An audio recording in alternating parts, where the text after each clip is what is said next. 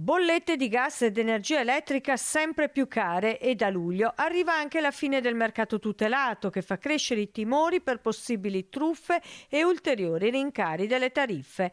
Allo sportello di Rossano Veneto del Centro Consumatori Italia è un via vai di persone preoccupate. Antonio Tognoni ci mostra una fattura da quasi 1.700 euro. Il problema è capire quando un'utenza ha consumato realmente quell'energia o quel gas che si va a chiedere in pagamento. Noi quello che consigliamo sempre è guardare sempre il contatore, tenere controllato il proprio contatore, oltre naturalmente andarsi a controllare il prezzo del costo energia.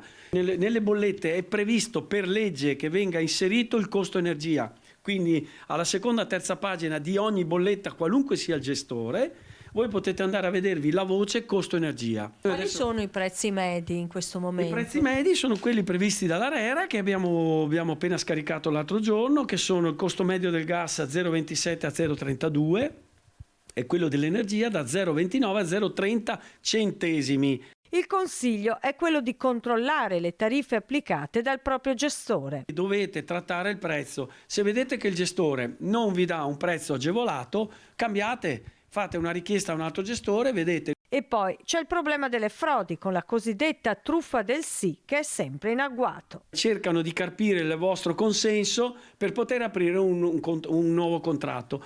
Noi vi diciamo stiate molto attenti. In ogni caso potete rivolgersi a noi, vi rivolgete a noi chiederemo d'ufficio le registrazioni che eventualmente vengono fatte se voi non siete convinti di questo contratto.